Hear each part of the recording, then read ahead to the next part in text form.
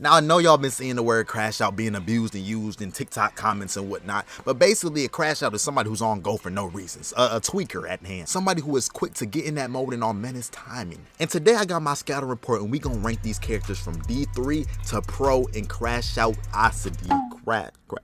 Man, y'all know what I'm saying. We gonna rank them from D1, Pro, all of that. And so for our first prospect, we got Thanos, man. And I don't know why everybody be trying to defend this man and saying, oh, he had good intentions, but he just went about the wrong way. No, this man is a crash out. He's a tweaker. You can't tell me that snapping half the universe away isn't a little OD. Come on, bro. Like, I'm sorry. My boy was looking for them crash out stones, or my fault, infinity stones, and was tweaking. Like, look at the way he just threw it in the Goblin and started charging up, man. You can't tell me he not crashing out. And this man was literally ready to throw down with anybody and everyone over his ideologies, over his beliefs, man. He was trying to catch bodies while catching bodies. You feel me?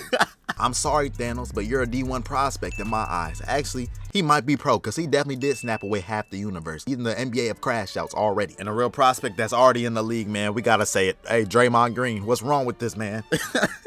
Like, Draymond Green, I don't know what he been doing. If y'all don't watch the NBA, this man been playing like it's UFC. Yeah, bro. He ain't been playing basketball. He been out there swinging on folks. And I'm here to talk to Draymond Green directly. If you watching this, I know you aren't, but you need to watch this because somebody gotta tell you, dude, you gotta chill, man. Ain't no way you should be arms flying, kicking folk, punching people. Like, bro, if you want to fight, just say that. But yeah, Draymond Green is the definition of a crash out, bro. Like, I don't even know why he's on the team at this point. He don't do nothing but bring menace activity to the court. Hey, Draymond Green, you already in the league, but as a crash out, you in the league. You feel me?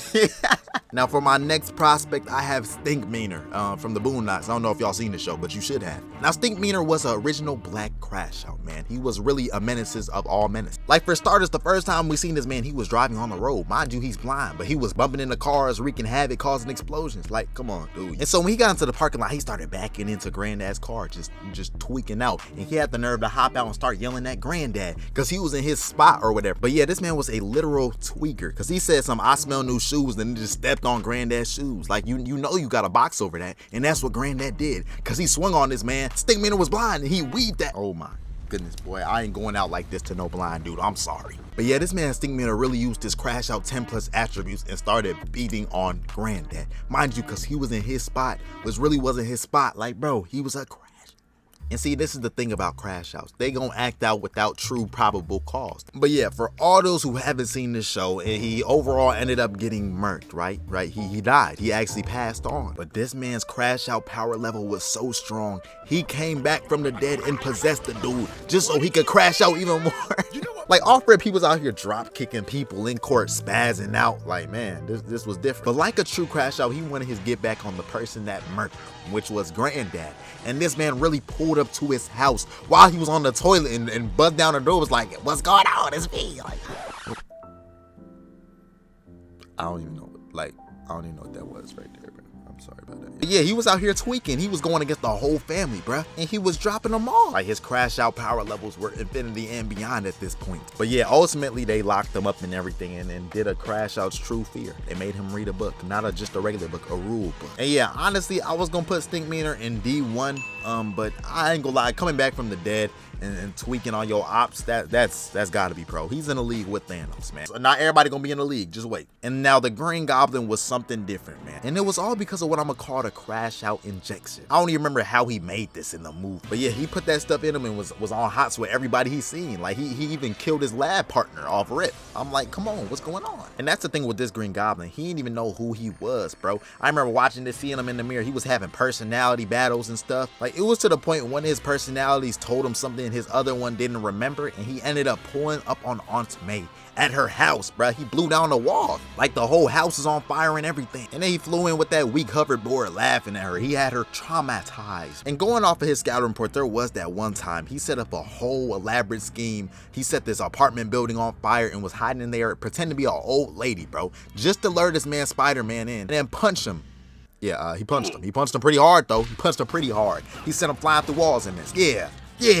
Like, he was an intelligent, diabolical Crash Out. Those are the dangerous ones. And man, his #1 highlight that I see on the report right here was when he was in No Way Home. Spider-Man No Way Home, y'all seen that? Like, something about him in this movie was a little bit scarier than usual. Green Goblin was really dogging Tobey Maguire while talking crazy, laughing and whatnot. Then he was getting beat in the face by straight haymakers. It was still laughing, looking at this man smiling. Like, come on, dog. He's a Crash Out. Like, do you know how crazy somebody gotta be to eat some punches and start laughing and then look at you and slam you through the ground? Hey, I ain't gonna lie. He's up there, bro. I think the Green Goblin might be D1. You know what I'm saying? I'm not gonna put him in D2 or any higher. But D1, I feel like it fits him right there, you know. This is a great prospect right here. And so for my next prospect, I seen great things out of this man. My young bull, Gara.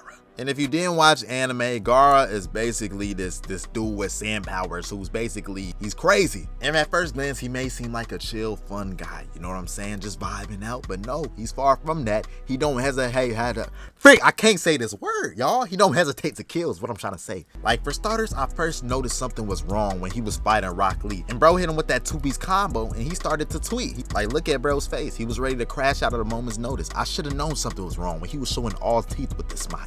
And the thing was, as Rock Lee started to beat on him more and more, he started to get crazier and crazier. But yeah, fast forward, Gara kind of put the stops to Rock Lee, and he was basically finished. But Gara said no, he's not finished, and destroyed this man's leg and arm.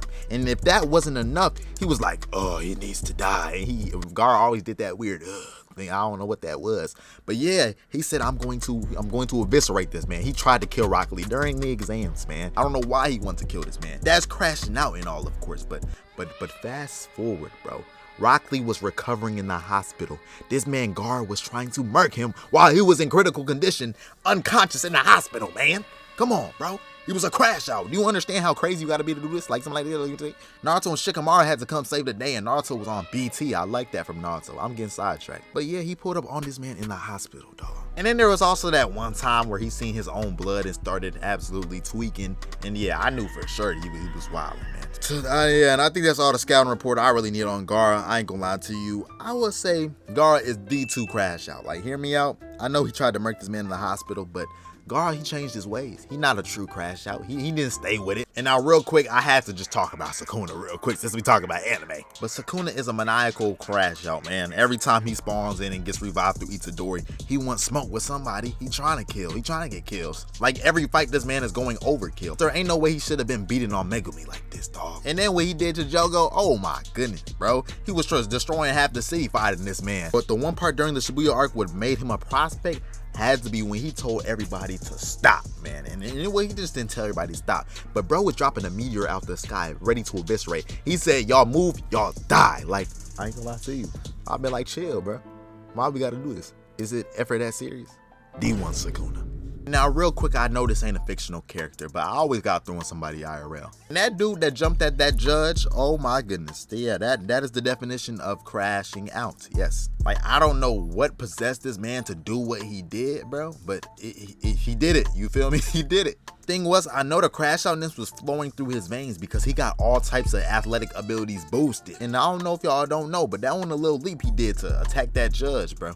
And they had this man chained up about to get that Eisen sentence. You feel me? And that's gonna wrap it up for all the characters, man. I hope y'all enjoy. Follow my Instagram if you haven't already. ThruCrew5L. God bless. And we out. Dun-dun-dun, dun-dun, dun-dun.